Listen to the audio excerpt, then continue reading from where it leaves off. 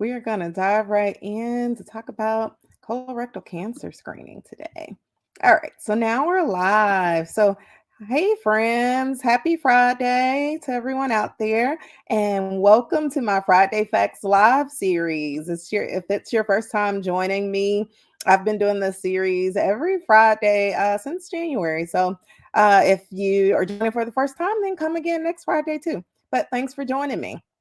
I'm Dr. Shayla Toombs-Withers. I'm a plant-based physician and owner of Essence of Health Wellness Clinic and Coaching.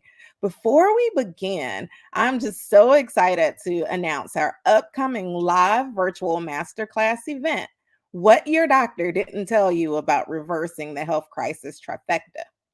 If you joined me last Friday on our Friday Facts live stream, you may recall that the health crisis trifecta includes high blood pressure, prediabetes or diabetes, and high cholesterol. Unfortunately, millions are challenged by these particular health conditions. But I have news to share with you at this event. Not only are these health conditions preventable, they are also reversible if you apply the strategies that I'll be sharing with you at this masterclass event. So if you, a friend, or loved one are ready to overcome the health crisis trifecta, then join me at this event on Sunday, March 26th at 6 p.m. Eastern for this live masterclass event. I'll place the registration links in the show notes. Now, let's dive into today's Friday Facts topic. In the month of March, we highlight colorectal cancer awareness, which you may also have heard of it as just being called colon cancer. Now, I'm going to start by giving you some fast facts about colorectal cancer. Colorectal cancer is the second leading cause of cancer death in the United States. While most people are diagnosed in their 60s, the rates of those under the age of 50 years old diagnosed with colon cancer are actually increasing each year. Many of you may recall the death of the actor who played as Black Panther, Chadman Boswick. So we have seen the numbers on the rise in those under the age of 50. Now, one important thing to note is that 9 out of 10 people who have colorectal cancer found early in the process of this disease and if treated appropriately, they can still go on to live a healthy life for many years. So, how do you know if you're at risk? Well, if you are African American, then you are at an increased risk for the development of colorectal cancer. And unfortunately, at an increased risk of having a more progressive or severe form of this cancer, which is why screening and early detection is so important, as we'll discuss more in just a moment. You are also at increased risk if you have been diagnosed with colon polyps in the past, as these polyps can be precursors to the development of colon cancer. You are at an increased risk if a family member, like your parent or grandparent or sibling, has had colorectal cancer. And if you have an inflammatory bowel condition like Crohn's disease or ulcerative colitis, then this does increase your risk for colorectal cancer. Additionally, there are some other genetic conditions that can increase one's risk. So you would definitely want to talk to your doctor about those. The current screening recommendations have changed over the past few years due to the detection of colorectal cancer in younger individuals. So it is now recommended that you be screened for colorectal cancer starting at age 45.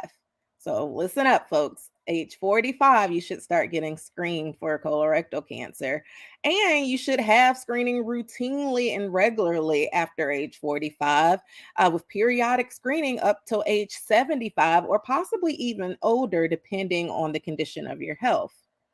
There are several available screening tests, and they can be separated into two categories, which can be stool based tests and then direct visual based tests. So, the gold standard or the test that's most folks have heard of is the colonoscopy.